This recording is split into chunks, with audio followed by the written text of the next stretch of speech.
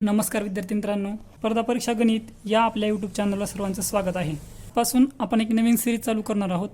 नवोदयच्या प्रत्येक घटकावर आपण आतापर्यंत पडलेल्या परीक्षेत किंवा परीक्षेत पडू शकणारे घटक वाईज प्रश्न घेणार आहोत. तर नवोदयातला जो पहिला घटक असतो तो आहे संख्या व त्यावरील प्रश्न. मग आता यामध्ये काय असतं नेमकं, तर संख्या कोणकोणत्या आहेत, त्या संख्या कोणकोणत्या आहेत आणि त्याविषयी कशा प्रकारचे प्रश्न पडू शकतात हे आपल्या लक्षात येणं गरजेचं आहे. त्या दृष्टीनं हा आजचा व्हिडिओ असेल. चॅनलवर जर आपण नवीन असाल किंवा चॅनलला अद्यापही सबस्क्राईब केलं नसेल तर चॅनलला सबस्क्राईब करा व पुढे येणाऱ्या बेल आयकॉनला प्रेस करा. आता बघा, संख्या नेमक्या कोणत्या प्रकारच्या असतात त्या अगोदर आपण पाहूयात आणि त्यानंतर मग त्यावरचे प्रश्न पाहूत. तर संख्यांच्या प्रकारातला पहिला प्रकार आहे नैसर्गिक संख्या. मग आता नैसर्गिक संख्या आपण कशाला म्हणतो ते आपल्याला अगोदर कळणं गरजेचं आहे. तर नैसर्गिक संख्यांची सुरुवात असते ती नेहमी लक्षात ठेवायची आहे.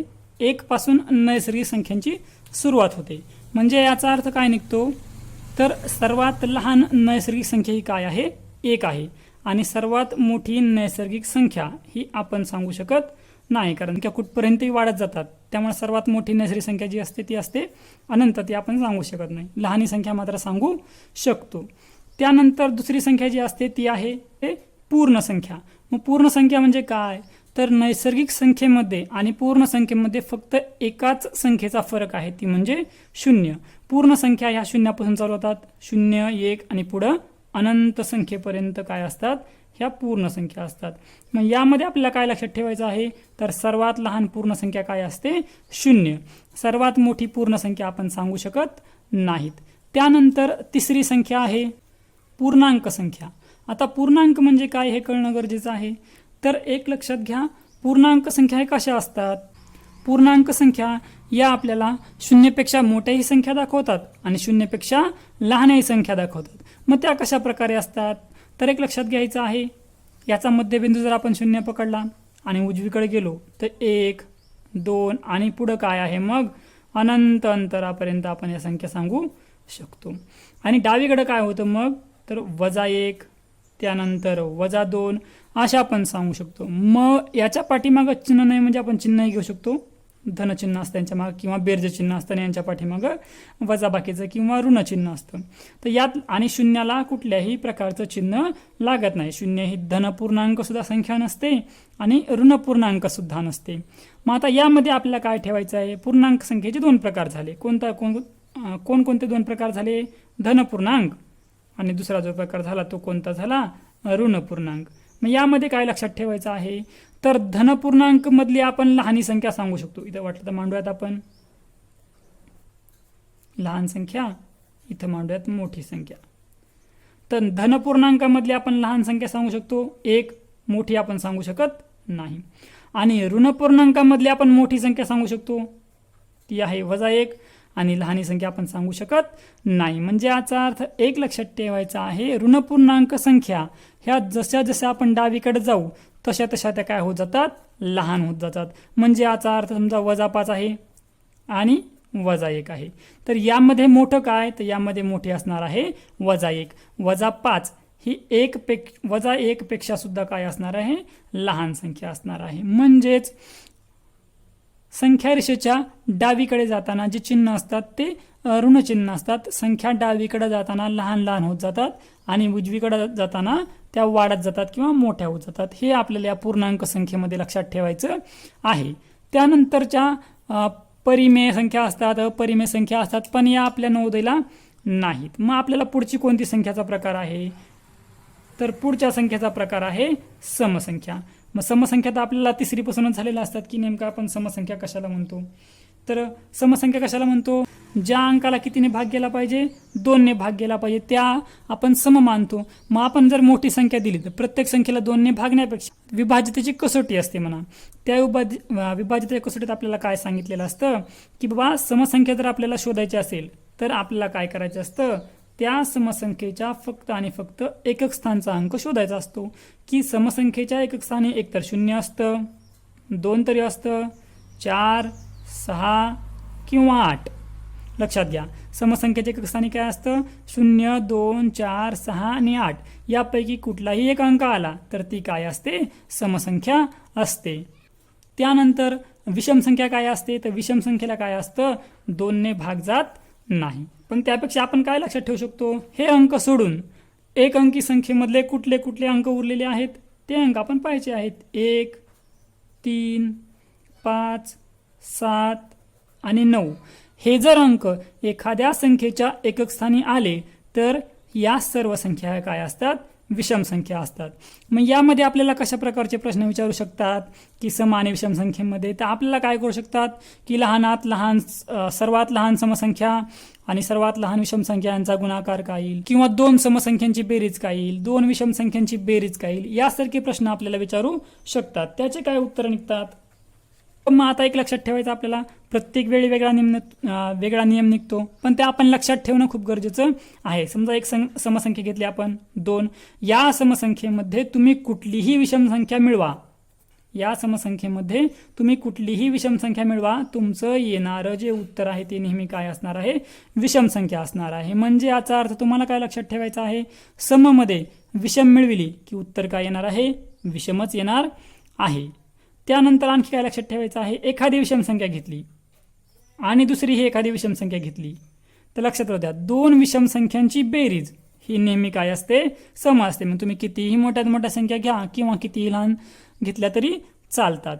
त्यानंतर आणखी काय सांगू शकतो आपण की आता यांचा गुणाकार आहे, 2 संख्या आहेत, त्यातली एक संख्या समसंख्या आहे आणि दुसरी संख्या जर विषम संख्या असेल, तुम्ही कुठलीही संख्या घेऊन पाहू शकता, तर त्यांचा जो गुणाकार आहे तो नेहमी काय असतो? समसंख्यात असतो.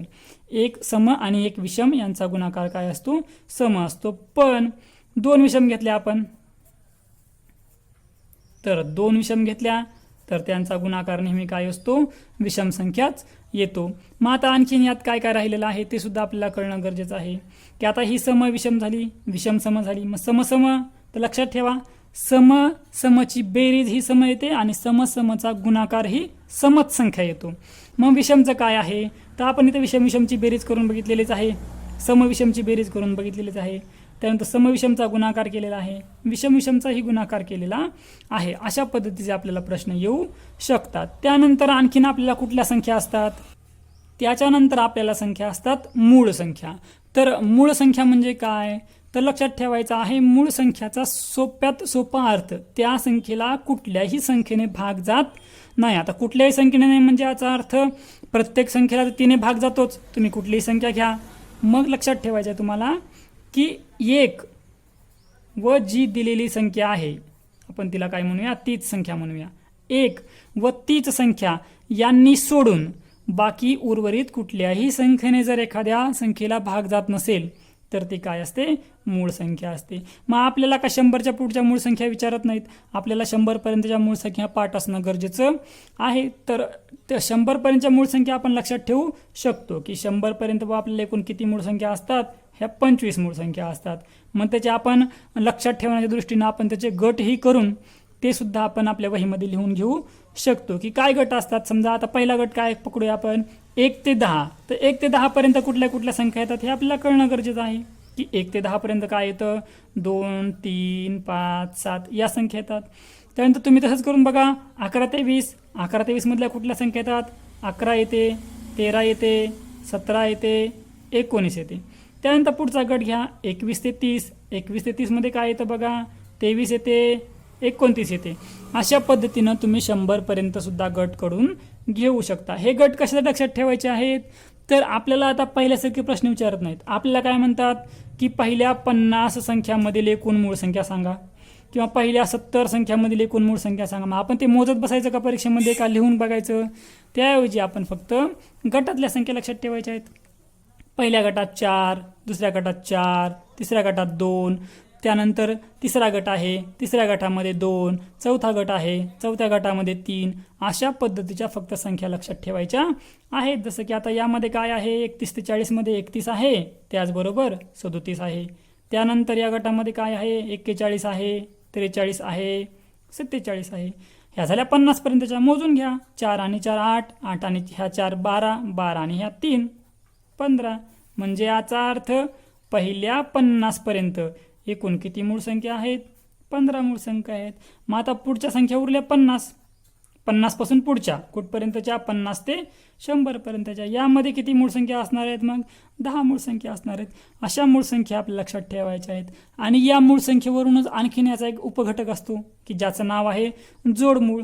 मग आपल्याला अगोदर मूळ संख्येवरून नेमके कसे प्रश्न पडतात की दिलेल्या संख्यांपैकी कोणती मूळ संख्या नाही किंवा कोणती मूळ संख्या आहे ते सांगा, किंवा 21 ते 40 दरम्यानच्या मूळ संख्यांची बेरीज किती येईल. अशा प्रकारचे आपल्याला प्रश्न विचारू शकतात. त्यानंतर पुढची जी संख्या आहे ती आहे जोडमूळ संख्या. मग यामध्ये आपल्याला काय लक्षात ठेवायचं आहे? नेमकं जोडमूळ संख्या कशा शोधायच्या किंवा कशा ओळखायच्या? तर जोडमूळ संख्या हा मूळ संख्यांचाच एक गट असतो. लक्षात घ्या, जोडमूळ संख्या हा मूळ संख्यांचा एक गट असतो. त्यामध्ये फक्त तुम्हाला काय लक्षात ठेवायचं आहे? त्यामध्ये फक्त एकच कसली संख्या येत असते?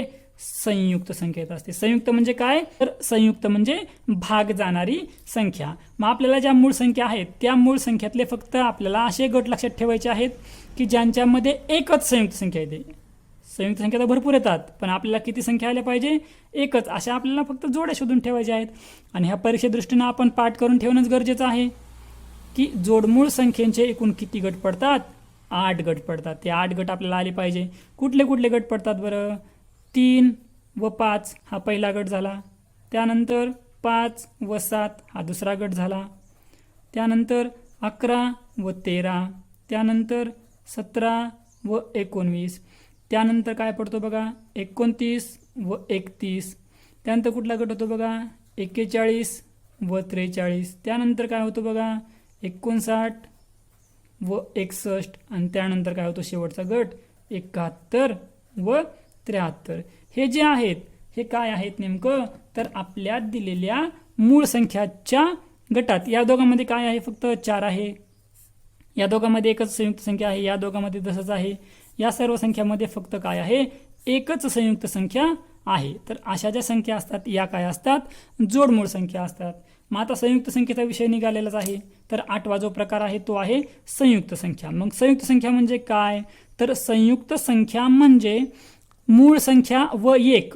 लक्षात घ्या, संयुक्त संख्या म्हणजे काय? मूळ संख्या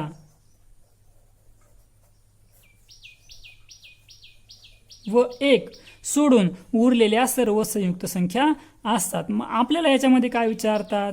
तर 1 ते 100 पर्यंत एकूण किती संयुक्त संख्या आहेत? तर लक्षात घ्या, 1 ते 100 मध्ये एकूण किती संयुक्त संख्या आहेत? 74 संयुक्त संख्या आहेत. हे झालं. बाकी मूळ संख्या सोडून द्यायच्या आणि एक सोडून द्यायचं. तर एक बद्दलही प्रश्न पडू शकतो की बाबा एक मूळ आहे का? एक संयुक्त आहे का? एक सम आहे का? नाही. तर एक ही फक्त आणि फक्त काय आहे? एक ही विषम संख्या आहे. आता अशासारखाच एक प्रश्न पडला होता 2018च्या परीक्षेमध्ये की शून्य काय आहे? शून्य काय आहे? तर बऱ्याच मुलांनी काय केलेलं आहे? आपण जी कसोटी लक्षात ठेवतो की 0, 2, 4, 6, मग ते शून्य पकडून त्यांनी काय केलेलं आहे? शून्य ही समसंख्या लिहिली आहे. तर शून्य ही समसंख्याही नाही, विषम संख्याही नाही, मूळ संख्याही नाही, संयुक्त संख्याही नाही, जोडमूळ संख्या नाही, कुठली संख्या नाही. शून्य ही समही नाही आणि विषमही नाही. शून्याला आपण दिलं तर नाव काय देऊ शकतो की बाबा शून्य ही काय आहे? एक पूर्ण संख्या. या व्यतिरिक्त आपण शून्याला कुठलंही नाव देऊ शकत नाही. हे झाल्या संयुक्त संख्या. आता यामध्ये राहिलं काय मग अजून?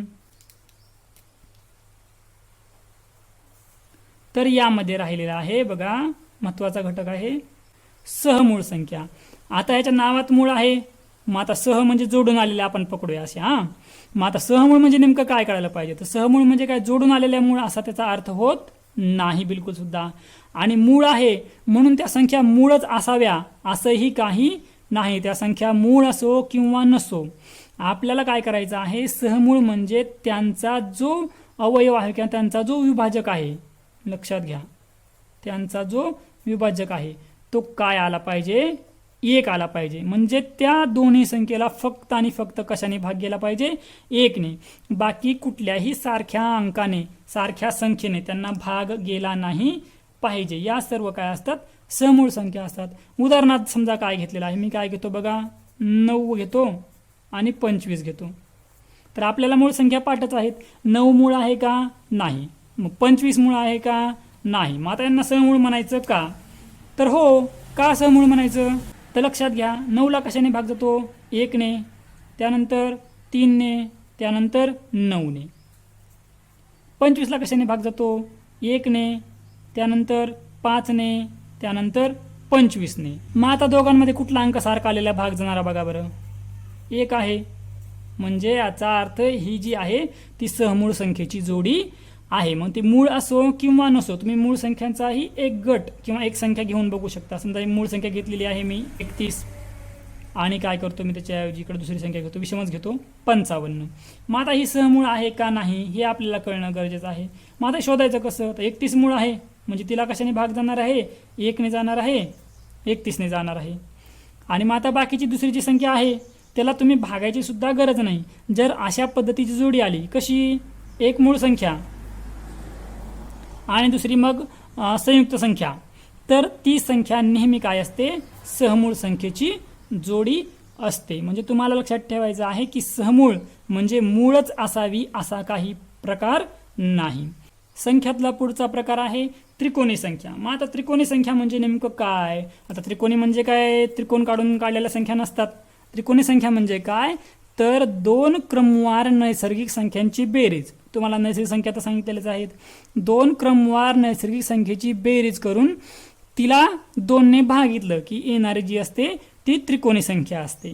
म्हणजे उदाहरणार्थ काय केलं? समजा मी काय घेतलेला आहे? 2 घेतलेला आहे. किती घेतलेला आहे? 2 घेतलेला आहे. 2च्या पुढचा अंक काय असतो? 3 असतो. आणि या दोघाला तुम्हाला कितीने भागायचं आहे? 2ने भागायचं आहे. हे बेत्रिक 6 किंवा इथले तर तुम्ही काटाकाटी करू शकता. हे बे बे कटून गेलेले काय? बे क बे असं मानूया. 1 गुणिले 3 राहिलेले करा. 3 1 3. म्हणजे याचा अर्थ 3 काय आहे? ही त्रिकोणी संख्या आहे. मग कुठल्या कुठल्या नेमकं त्रिकोणी संख्या असतात 1 ते 100 पर्यंतच्या हे आपण लक्षात ठेवणं गरजेचं आहे. तर 1 ते 100 पर्यंत पहा कुठल्या कुठल्या त्रिकोणी संख्या असतात. 1 असते, त्यानंतर 3 असतो, त्यानंतर 6, 10, 15, 21, 28, हे 36, त्यानंतर 45, त्यानंतर 55, त्यानंतर 66, हे 78, 91, 78, 91 या काय आहेत? सर्व त्रिकोणी संख्या आहेत. मग आता याच काय त्रिकोणी संख्या? एवढ्याच त्रिकोणी संख्या असतील का 1 ते 100 पर्यंत? हे पण आपण शोधून पाहू शकतो. समजा मी काय घेतलेलं आहे? 10 ही नैसर्गिक संख्या घेतलेली आहे. 10च्या नंतर काय येतं बरं? 11 येतं. आणि या दोघाच्या गुणाकाराला आपल्याला कितीने भागायचं आहे? 2ने भागायचं आहे. आपण भागू शकतो. हे बे 1 बे, हे बे 5 10, राहिलेल्या 11 गुणिले 5 करा. 11 5 55. बघा बरं 55 आहे का? आहे. म्हणजे याचा अर्थ ही काय आहे? त्रिकोणी संख्या आहे. पण परीक्षेमध्ये आपल्याला कशा पद्धतीचे प्रश्न पडतात ते पहा. तर परीक्षेमध्ये आपल्याला काय विचारू शकतात की खाली दिलेली संख्या त्रिकोणी किंवा खाली दिलेल्या गटापैकी कोणती त्रिकोणी संख्या आहे किंवा कोणती त्रिकोणी संख्या नाही. मग आता हे शोधायचं कसं? आपण तर पाठ 100 पर्यंत आपण लक्षात ठेवू, त्यानंतरच्या मग कशा लक्षात ठेवायच्या? तर त्यासाठी एक ट्रिक असते. काय ट्रिक असते? समजा आपल्याला विचारलेलं आहे की 40 ही त्रिकोणी संख्या आहे का?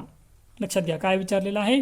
40 ही त्रिकोणी संख्या आहे का? तर मग अशा वेळी काय करायचं आहे? तुम्हाला ह्या 40ला 2ने गुणून घ्यायचं आहे.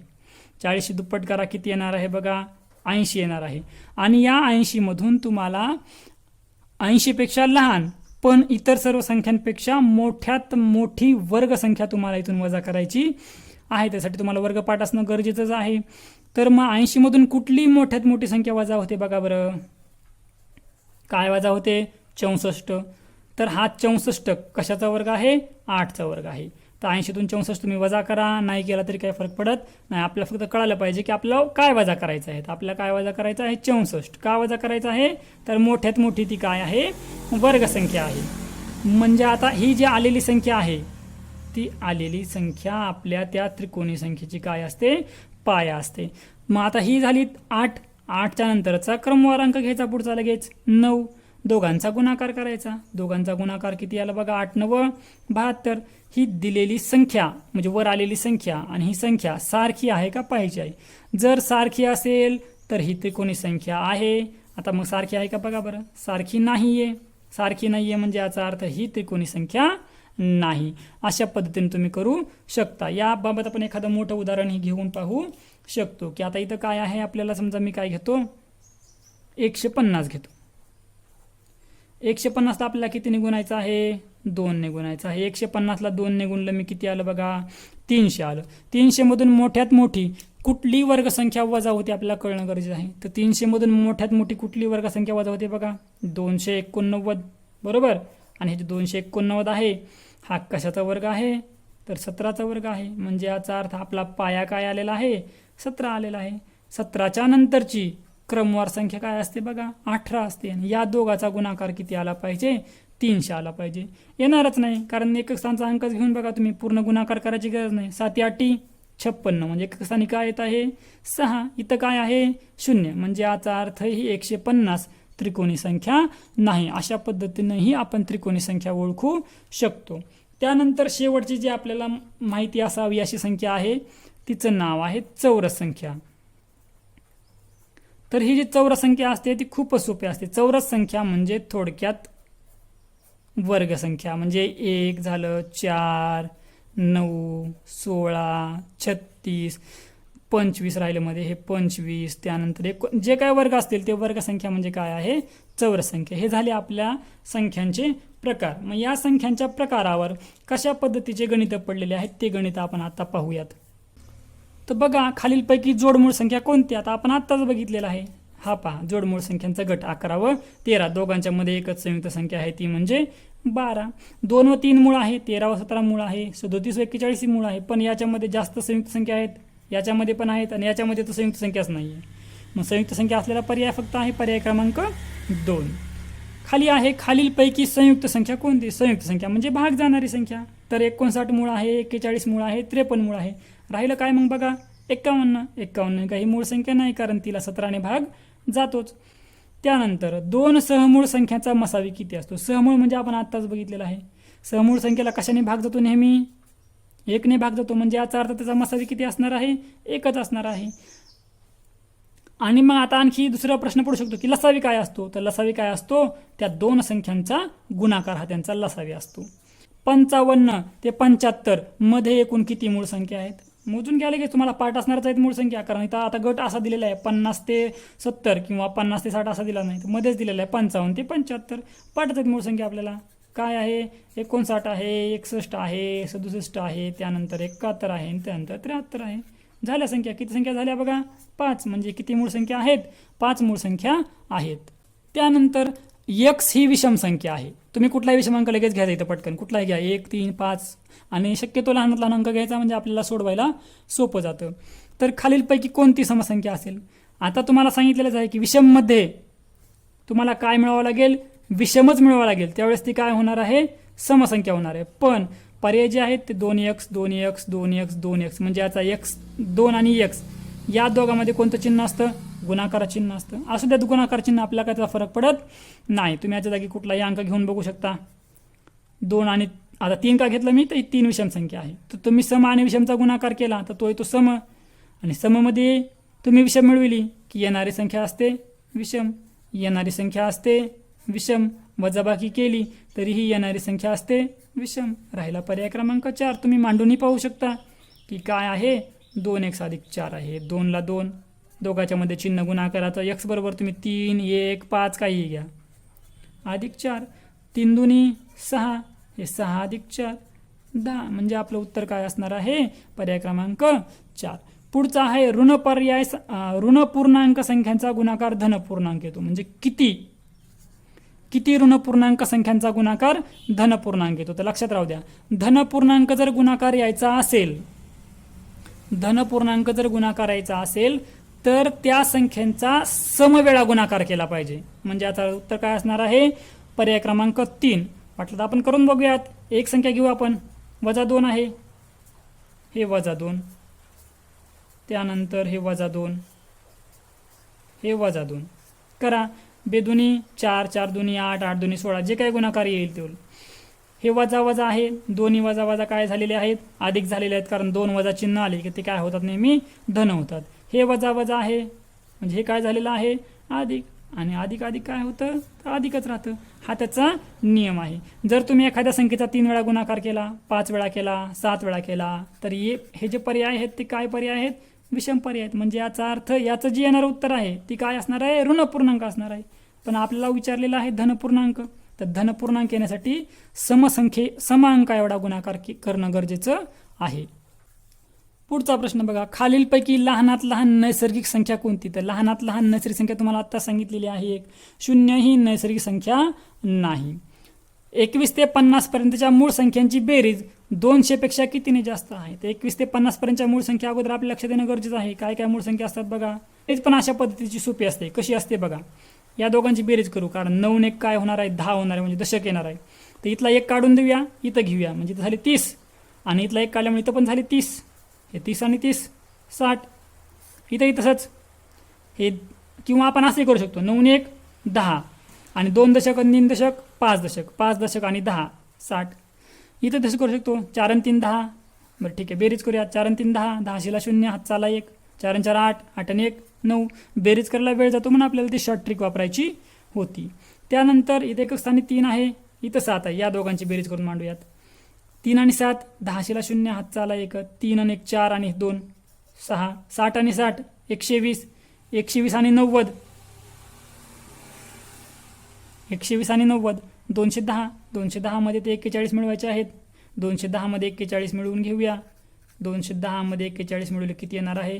251. मग 200 पेक्षा कितीने जास्त आहे बघा? 51 ने जास्त आहे. पुढचा आहे, खालीलपैकी मूळ संख्या कोणती? तर मूळ संख्या आपल्याला विचारलेली आहे, तर यातली काय मूळ संख्या आहे? 37. त्यानंतर पुढचा प्रश्न आहे, 26च्या पुढील 5वी विषम संख्या. तर 27 29 31 33 35 ही झाली 5वी विषम संख्या.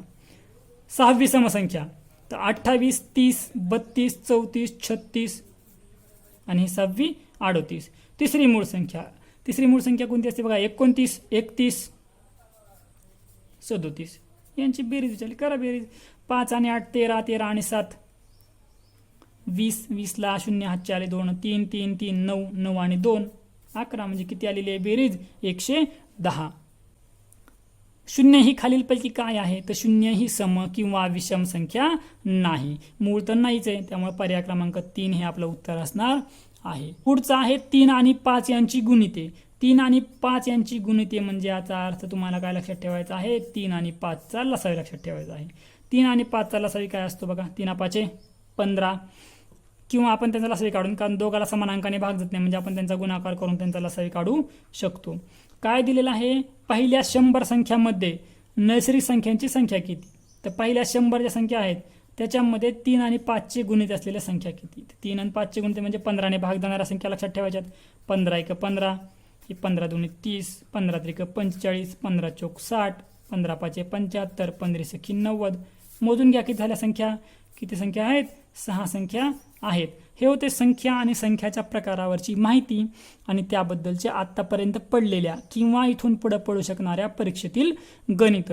आपला येणारा जो घटक असणार आहे तो आहे संख्या व संख्यावरील मूलभूत क्रिया. त्याचबरोबर संख्यावरील इतर सर्व क्रिया सुद्धा या आपल्या घटकामध्ये असणार आहेत.